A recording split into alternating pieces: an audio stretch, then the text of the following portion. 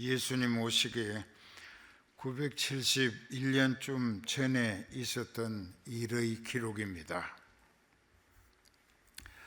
성경은 구약이 39권으로 신약이 27권으로 66권의 신구약으로 이루어져 있습니다. 그 중에 이사야 34장 16절 이하에 보면은 너희는 여호와의 책을 자세히 읽어보라. 이것들이 그 중에 하나도 빠진 것이 없나니 이는 여호와의 입이 이를 명하셨고 여호와의 신이 이것들을 모으셨음이니라 라고 기록되어 있습니다. 그래서 성경은 하나님의 말씀이라고 하는 것입니다. 이제 다윗은 아브라함의 14대 손이었습니다. 13대 손인 이새에게 아들 8이 있었는데 막내로 낳은 아들이 다윗이었고 동네는 베들레헴에서 태어났고 자랐습니다. 근데 그 베들레헴이라는 말의 뜻은 하나님의 떡집이라는 뜻이고 요한복음 6장 34절 이하에 쭉 내려가면서 예수님 자신이 나는 하늘로서 내려온 살아있는 떡이니 누구든지 이 떡을 먹으면 영생할 것이라고 말씀하셨습니다. 이 말씀이 하나님이 세상 모든 믿는 사람들에게 영생할 수 있는 생명의 떡을 하나님께서 베들레헴에 내려주시겠다는 예언이 예수님이 베들레헴에서 태어나시게 된 것입니다. 그러니까 성경은 구약 예언과 신약 성취의 짝이 맞는 기록으로 구약과 신약 합쳐서 31,067절수가 있습니다. 그런데 오늘 본문의 내용은 다윗은 베들레헴에서 목축업을 생업으로 삼고 아버지 이새가 살았는데 위로 형들이 7이나 있습니다. 수천 마리의 양을 자연에 방사해서 방목을 합니다. 방사했다고 하는 것은 흩어 놓아서 방목을 했다고 하는 것은 놓아 먹였다는 이야기입니다. 그러면 이제 풀이 있는 곳을 찾아서 양떼를 이동해 가면서 몰고 다니며 풀을 뜯게 하고 물이 있는 곳에 물을 마시게 하고 그리고 밤에는 안전한 곳에 편히 잘 수 있도록 목동들과 또 여러 모양으로 지키게 되어 있다고 합니다. 그런데 이 다윗은 자기가 자기 차례 말고 형들이 그날 밤 양떼를 지켜야 할 밤인데도 형이랍시고 막내를 무시하고 그저 명령조로 내가 오늘 볼 일이 있으니까 네가 가서 그 아버지 양떼를 잘 지키도록 하라. 거기에 상당한 스트레스를 받은 것 같습니다.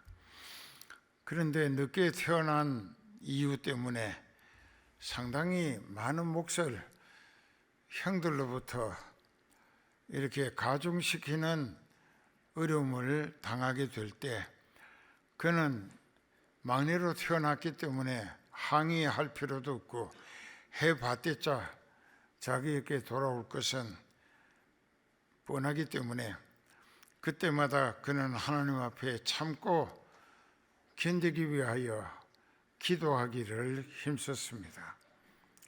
억울하고 분통이 터집니다. 그래서 많이 기도하게 되고 자신의 성질을 사귀면서 그 신앙 인격 수양을 쌓게 됩니다. 이것도 지나놓고 보면은 아하, 그렇게 되는 것이 하나님의 상당히 깊은 섭리 가운데 목적 있는 훈련의 과정이었구나 하는 것을 깨닫게 됩니다. 그럴 때 신앙 인격이 수양을 쌓게 됩니다. 그러면서 이제 자기 자신이 자기 기준이 아니라 하나님 기준의 처신을 위하여, 그저 자기는 자기라고 하는 입장보다도 하나님의 기대와 하나님의 소원을 이루어 드리는 목적으로 쓰임 받는 하나님께 꼭 필요로 하는 사람이 되자, 그 생각뿐이어서 그는 열심히 회개하며 기도하고 하나님 마음에 드는 신앙인이 되기를 무척이나 애썼습니다. 그렇기 때문에 그는 일찌감치 성령을 충만히 받았고, 그 성령을 받고 나서 영적인 세계에 신령한 소망의 기쁨을 누리며 하나님과 더불어 살아가는 이 다윗에게는 이 세상이나 또 천국이 따로 있지 아니하고 나와 함께 하시는 성령 하나님이 나를 뜻 가운데로 인도하시고 또 요긴하고 힘있게 붙들어 사용도 하시고, 그래서 나 같은 것을 하늘 소망의 백성으로 삼아 주신 것에 대해서 너무너무 감사해서 늘 악기를 타며 찬송시를 많이 지었습니다. 그래서 시편 1편부터 150편까지 다윗이 지은 찬송시가 엄청 많습니다. 그런데 이제 이 다윗이 어린 소년 시절에도 힘이 좋았습니다. 그래서 자기가 번을 서는 양떼를 지키는 밤에 사자나 곰이 와가지고 양떼 중에 한 마리를 물고 먹으러 가져가게 될 때 달려가 가지고 맨손으로 사자 입을 아래 위로 갈라서 찢어가지고 그 양떼를 살려냈을 뿐 아니라 그 사자나 곰을 손으로 쳐서 죽였다고 합니다. 여기에서 용맹스러움, 그리고 상당히 그 기력이 왕성했구나, 그 스태미나 베리 나이스라고, 아주 지구력이 대단했구나, 이렇게 평가하기 전에 우리는 신앙인으로서 깊은 감동으로 본받아야 할 것은 그 사람은 자기가 맡은 일에 목숨을 내걸고라도 책임을 다하는, 아주 책임질 줄 아는 책임감이 투철한 신앙인이었구나 하는 것을 본받아야 한다는 것입니다. 아버지의 양떼는 아버지의 재산이면서 자녀들의, 온 가족들의 재산이기도 합니다. 그런데 사자가 양을 한 마리 먹겠다고 물고 갈 때 쫓아가서 사자와 맞서 싸우면서 그 사자의 입을 찢으면서 양떼를 죽음에서 건져내고, 그리고 그 사자를 다시는 자기 양떼, 아버지의 재산을 해치지 못하게 아예 죽여버리는 이런 일들로 인하여 하나님 마음에 들었던 것입니다. 아, 이 사람은 자기가 맡은 일에 책임감이 철저하구나, 진짜 훌륭한 사람이다. 곰도 그렇게 했습니다. 이런 것을 하나님께서 유심히 보시고, 그리고 이제 사울을 왕을 세웠었는데 처음에 어느 기간까지는 성령이 충만하게 하심을 따라 성령에 이끌리고 목자의 지시대로 하나님의 뜻을 받들어 섬기는 일에 성령께 전적으로 의지하며 겸손히 순종함으로 쓰임받기를 힘썼을 때에 5개 나라를 쳐들어가 과거에 당했던 원한을 갚을 수가 있었습니다. 모압이나 암몬이나 블레셋이나 에돔이나 또 아말렉까지 그렇게 했었습니다.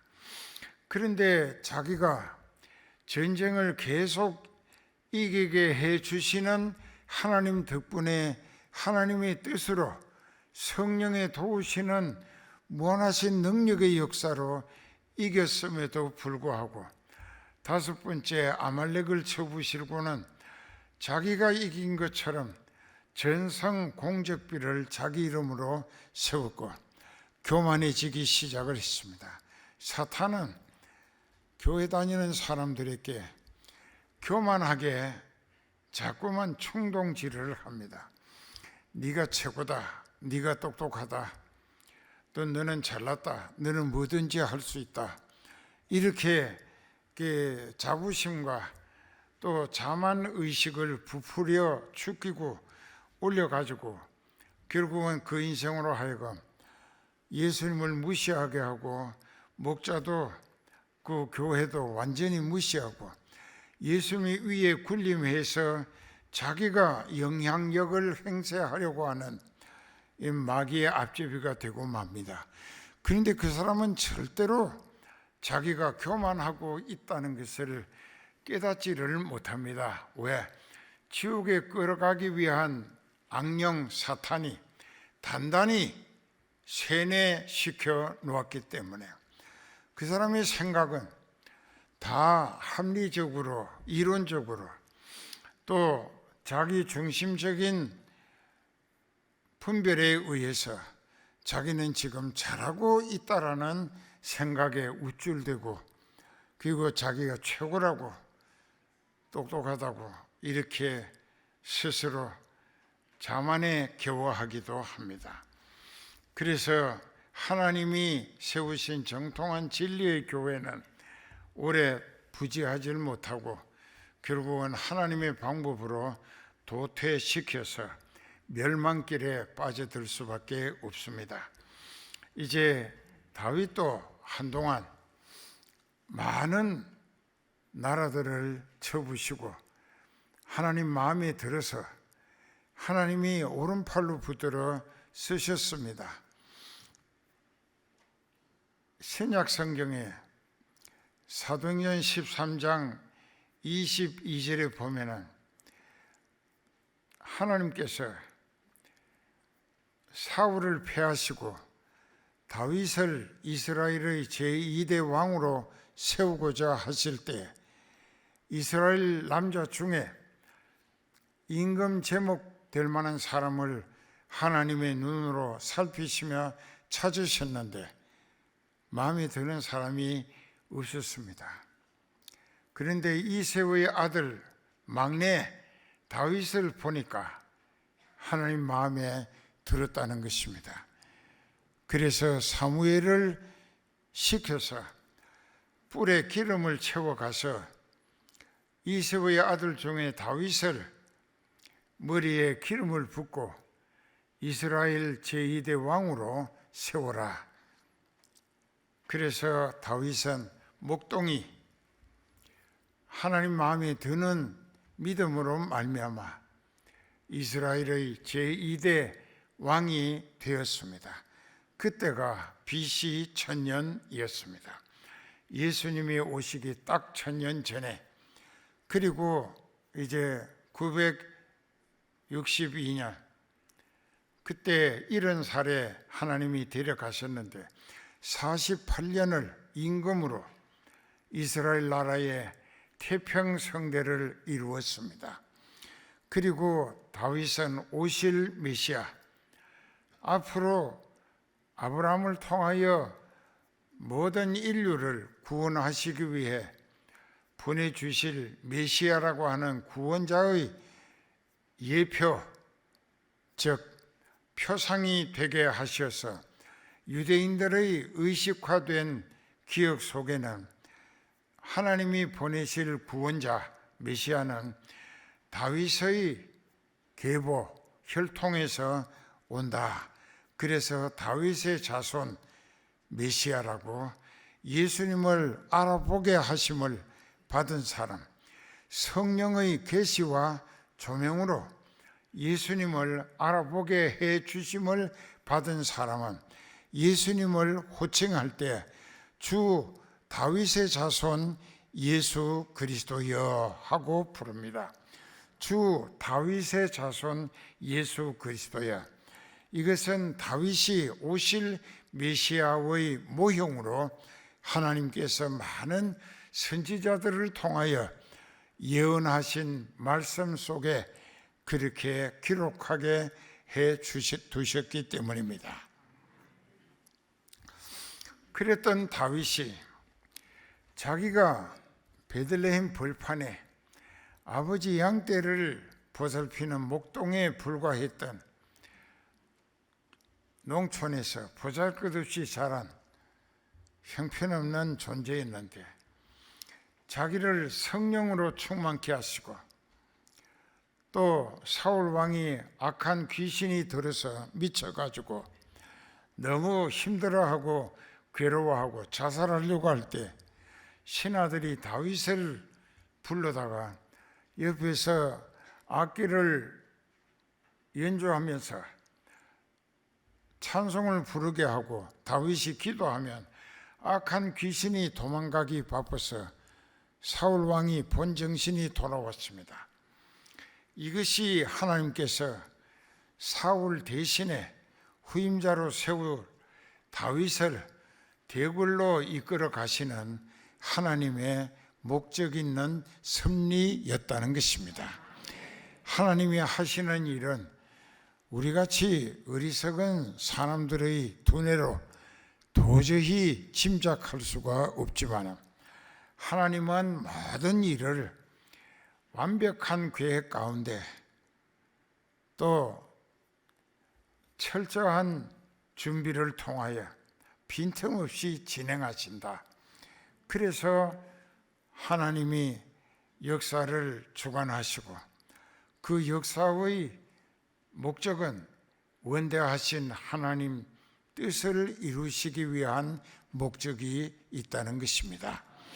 그래서 오늘 우리는 이제 여기까지 듣고 이제부터 잘 생각해 봅시다. 이런 다윗이 그만 자기가 나이가 많고 이제 하늘나라 갈 날이 다가오는데 자기를 시골 촌부로 버려두지 아니하시고 대궐에 올라오게 하셔가지고 사울 왕 대신에 이스라엘 제2대 왕으로 이렇게 38년간 쓰세 약 40년이죠. 그 하나님이 쓰신 것에 대해서 너무나 감사해서 하나님께 성전을 지어드리고 온 이스라엘로 하나님을 전적으로 믿고 의지하며 그 말씀과 뜻에 순종함으로 쓰임받고 하나님이 살리시는 은혜 보장으로 살다가 하늘나라 다 와서 다윗과 함께 하나님으로 더불어 영원히 살 수 있기를 소원해서 하나님의 성전 짓기를 그토록 애가 타도록 소원했지만은 하나님이 원치 않으셨습니다. 너는 전쟁을 통하여 많은 피를 흘렸기 때문에 네 손으로 짓는 성전을 내가 원치 아니하고 네 아들 솔로몬을 통하여 네가 소원하는 성전을 짓게 할 것인즉 너는 내가 네게 일러주는 대로 성전 모형도를 그리고 설계도입니다. 그리고 거기에 필요한 모든 자재를 준비하고 하늘나라에 와라. 그 모든 것을 가지고 세계에서 가장 우람한 아주 웅장하고 순금으로 벽을 바르고 기둥을 감싸는 이런 예루살렘 성전을 짓게 하시겠다는 하나님의 약속이었습니다. 그 약속만으로도 다윗은 너무너무 감사했습니다. 그래서 그 너무나 벅찬 기대와 기쁨이 하나님을 성전에다 편히 모시고 이 백성들이 전적으로 믿고 지극정성으로 섬기며 온전히 순종하는 가운데 하나님의 뜻에 따른 말씀에 쓰임받고 그리고 하나님이 살리시는 은혜 보장으로 살다가 하늘나라 올 수 있기를 애타게 소원했던 것이에요. 그래서 그가 많은 나라를 쳐부시고 점령할 때 그 나라에서 특산물은 예루살렘으로 조공을 바쳐 오도록 하나님이 만들어 주셨습니다. 그 인간 그 당시 세계에서 최고로 비싸고 고급으로 알았던 오빌의 금, 그게 1만 달란트예요. 한 달란트가 42점 몇 킬로입니다. 34.2kg. 그럼 생각해 보세요.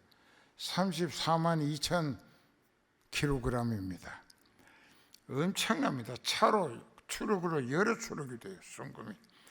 그것을 몽땅 다 하나님이 성전 짓고 성전 안벽에 붙이고 기둥도 전부 순금으로 입히고 들보도 다 입히고 하라고 자기 것을 하나님이 주신 것으로 알고 이것은 하나님 모시기 위한 하나님의 성전 짓는데 꼭 쓰여지기를 소원해서 드렸습니다. 그리고 그 외에 온갖 보석들, 그 주변 국가를 식민지화해서 그 나라들로부터 값어치 있는 상품성 있는 것들은 전부 예루살렘 다윗에게로 갖다 바치게 되어 있습니다. 엄청 보석이 많습니다. 이것도 제사장의 에봇이라고 하는 옷에다가 꾸미고 박아서 만들어라. 왜? 제사장은 목자인데 양떼와 하나님 사이에 중재 역할을 하는 존재라. 그들이 하나님과의 관계를 더욱 온전히 연합하여 하나님 마음에 드는 신앙생활을 함으로 하나님이 그들을 어여삐 보시고 은총을 베푸실 수 있도록 그렇게 중재 역할을 하는 것이 그때나 지금이나 목자의 목회 방침인 것입니다. 영어로는 Ministry Way, 목회 방침이라고 합니다. 그래서 제사장들을 아주 소중히 합니다. 왜? 내가 하나님과 더 가까워지고 또 내가 하나님께 알아주신 바 되고 또 하나님이 나를 기대 그시고 또 붙들어 요긴하게 쓰실 계획이 세워지실 수 있게 하는 역할을 이 목자가 한다 그 말이에요. 목자가 그렇게 하나님께 인정받고 쓰임받는 양떼가 되라. 그러면 하나님이 아까운 것 없이 그 사람과 함께 하시며 그 사람을 통하여 하나님의 원대하신 뜻을 이루어 가시는 일꾼으로 힘있게 붙들어서 주실 것이다. 다윗은 그것을 깨달았어요. 장 목사도 깨달았어요. 그래서 장 목사도 모든 것이 다 주님께로부터 온 것이라, 주님 손에서 얻어진 것이라, 그것은 주님이 기뻐하시는 일을 위하여 선하게 사용되어져야 한다. 그 내 자신의 육신의 세상 조건의 다른 목적으로 쓰면은 이건 예수님께 실망을 드리는 게 된다. 이게 주신 하나님이 실망하신다. 저렇게 쓰라고 준 게 아닌데 그러면 앞으로 안 주신다. 이게 더 주실 필요 없어요. 주시면 주실수록 점점 더 하나님과의 관계가 멀어지고 지옥길로 빠져들기 때문에 그래서 우리는 깨닫는 지혜가 필요하다 입니다. 오늘 받은 이 말씀 속에 여러분들을 살피고 계시는 하나님은 찾고 계십니다. 무엇을 찾고 계시냐? 하나님 마음에 드는 신앙인을 찾고 계신다. 참 믿는 신자를 찾고 계시는 거예요. 그 하나님 마음에 들어 보이면 그 사람을 붙들어서, 비록 벌판에 목동에 불과했던 다윗도 왕좌에 올려서 38년이나 이스라엘 왕으로 주변의 모든 원수 국가들을 정복시켜서 제국주의 제왕으로 쓰신 하나님이시다. 그렇기 때문에 우리가 자기 자신의 제한된 역량을 이상 더 허황된 기대에 들뜨지 말고 하나님께 인정받고 그분에게 붙들리고 이끌리며 쓰임받기를 힘쓰노라면 다윗처럼 쓰임받을 수 있지 않을까.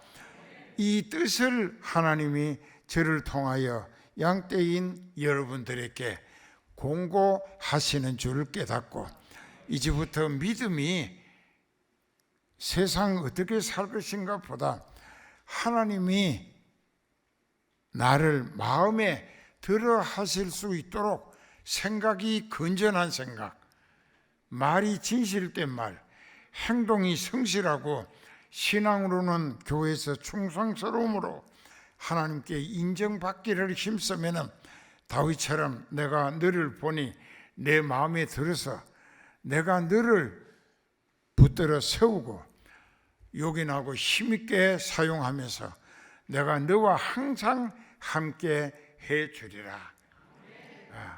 I will with you always. 내가 너와 늘 항상 함께 해주신다. 꼭 그렇게 합시다. 기도하십시다.